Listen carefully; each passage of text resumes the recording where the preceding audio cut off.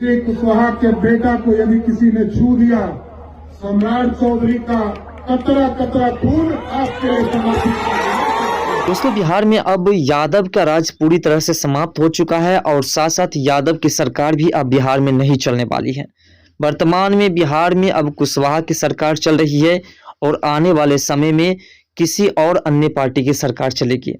जैसा कि आपने सम्राट चौधरी के एक छोटे से वीडियोस को देखा है जिसमें उसने साफ तौर पर कह दिया कि कुशवाहा की सरकार चल रही है, मतलब कुशवाहा को कोई बिगाड़ नहीं सकता है, क्योंकि कुशवाहा की बात ऐसे इसलिए की गई है क्योंकि यादव की सरकार थी, तेजस्वी यादव, लालू प्रसाद, राबड़ी देवी, और जब से नीतीश कुमार उससे अलग हुए तब से कुशवाहा जाति को जो है टारगेट किया जा रहा है और इसलिए इस बात को बोला गया है।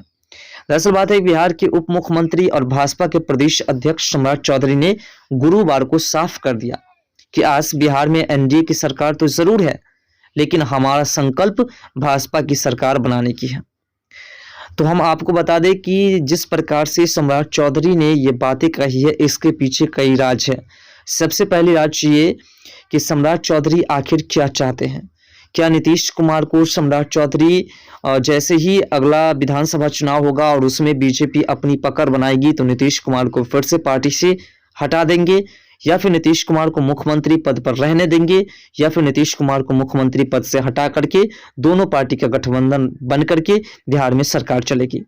तो देखिए, सबसे पहले सम्राट चौधरी ने यह साफ कर दिया है कि अभी फिलहाल एनडीए की सरकार चल रही है, लेकिन बिहार भाजपा द्वारा आयोजित धन्यवाद सम्मान सह संकल्प सभा को संबोधित करते हुए उन्होंने बिहार में एनडीए सरकार बनने की पृष्ठभूमि की चर्चा करते हुए कहा कि बिहार की सत्ता से जंगल राज के प्रणेता को हटाने के लिए भाजपा ने यह प्रस्ताव स्वीकार किया है।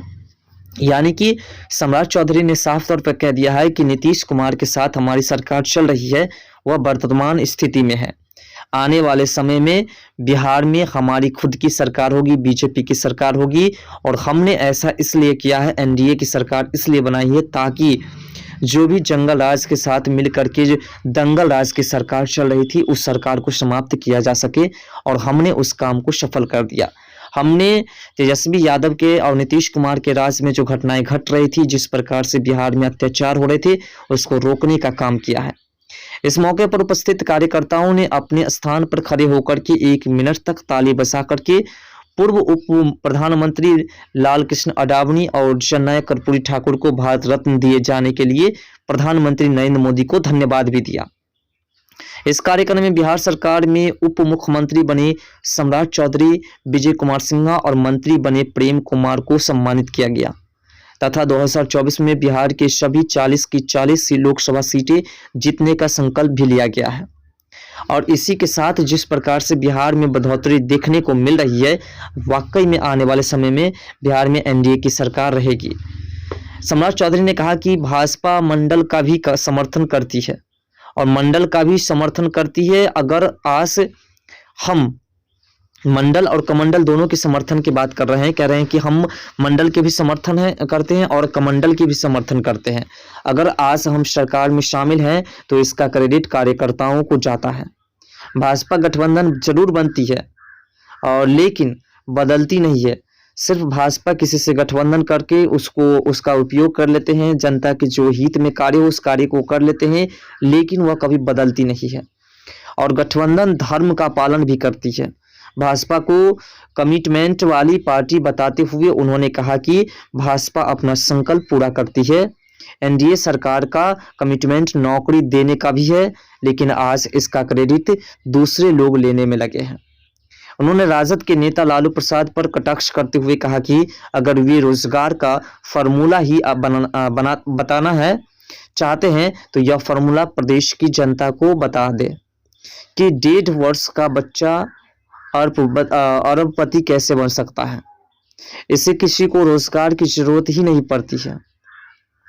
कार्यक्रम को संबोधित करते हुए उप मुख्यमंत्री विजय कुमार सिन्हा ने कहा कि देव दुर्लभ कार्यकर्ता भाजपा में ही हो सकते हैं। उन्होंने बिहार के पहले मुख्यमंत्री श्री कृष्ण सिंह को चर्चा करते हुए कहा कि उन्होंने पूरे बिहारियों को ही अपना परिवार माना और जमींदारी प्रथा को समाप्त कर दिया, जबकि अधिकांश जमींदार उन्हीं के समाज के थे। आज हमें यह देखना होगा कि बिहार में कमी क्यों आई है। सबसे पहले सम्राट चौधरी ने उस प्रश्न पर जोर डाला जब लालू प्रसाद 1.5 वर्ष के बच्चे यानी कि उसके जो बेटे थे, उस बेटे को उसने अरबपति बना दिया। यानी कि जब उसके बेटे छोटे थे तब उसने ऐसे ऐसे कई घोटाले किए जिसको अपने बेटे के नाम पर जो है उसी वक्त दर्ज कर दिया। और आज आपने देखा किस प्रकार से जंगल राज के तमाम राजाओं के ऊपर ईडी की रेड चल रही है, ईडी की पूछताछ चल रही है और यह सिलसिला लंबा गंभीर रूप ले चुका है। सम्राट चौधरी ने उन तमाम मुद्दों पर जोर डाला है जिस मुद्दे की वजह से बिहार में जंगल राज की स्थापना हुई थी।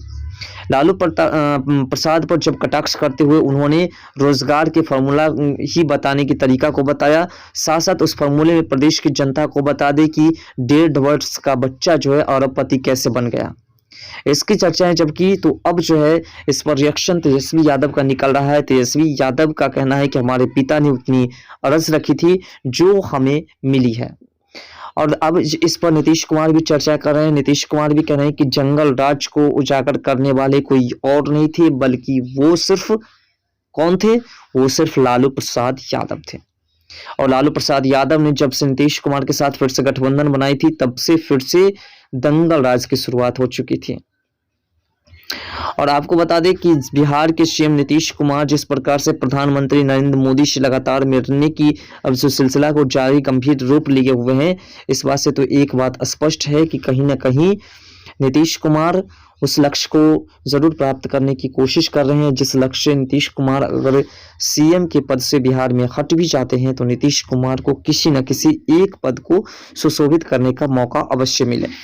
नीतीश कुमार चाहते हैं कि जब हम इंडी अलायंस से हटे हैं, क्योंकि इंडी अलायंस में नीतीश कुमार को ना ही बिहार की गद्दी मिल रही थी और ना ही नीतीश कुमार को इंडी अलायंस की तरफ से प्रधानमंत्री का पद मिल रहा था, और इसीलिए नीतीश कुमार ने इंडी अलायंस को छोड़ करके एनडीए के साथ फिर से समर्थन कर फिर से उसके साथ गठबंधन की सरकार बनाई, जिससे कि एनडीए में अगर बिहार की सीएम पद नहीं मिलते हैं तो फिर बिहार की राजनीति से अलग ही सही केंद्र में कोई ना कोई पद जरूर मिलेगा, क्योंकि भारतीय जनता पार्टी और एनडीए के पास कई तरह की सीटें उपलब्ध हैं।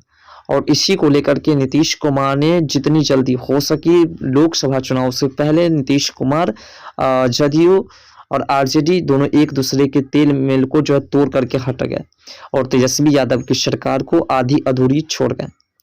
अब सम्राट चौधरी ने साफ तौर पर नीतीश कुमार को अपने फेवर में लेते हुए, लेकिन सम्राट चौधरी ने ये बात भी साफ कर दिया है कि नीतीश कुमार भले ही एनडीए के साथ सरकार चला रही है, लेकिन आने वाले समय में बीजेपी बिहार में खुद की सरकार बनाएगी और बीजेपी की सरकार बिहार को विकास की ओर ले जाएगी और 94 लाख नौकरी देने का इन्होंने संकल्प लिया है। अब देखने वाली बात है कि इस संकल्प को कब तक पूरा करते हैं। फिलहाल नीतीश कुमार एनडीए में रहेंगे, नीतीश कुमार एनडीए से बाहर नहीं जाने वाले हैं और साथ साथ सम्राट चौधरी बिहार के अगले मुख्यमंत्री के रूप में भी देखे जा रहे हैं। नीतीश कुमार 2025 तक मुख्यमंत्री पद पर रह सकते हैं। 2025 के विधानसभा चुनाव में नीतीश कुमार मुख्यमंत्री पद से हट जाएंगे और सम्राट चौधरी मुख्यमंत्री पद पर रहेंगे। अब देखने वाली बात है कि नीतीश कुमार को आखिर कौन सी पद फिर मिलती है। फिलहाल आपको क्या लगता है कि जो 94 लाख नौकरी देने की बात कही है और बिहार में जो मजदूरों के लिए आवाज उठाने की बात कही है, इसको पूरा कर पाएंगे या नहीं? अपना राय कमेंट सेक्शन में जरूर दीजिएगा।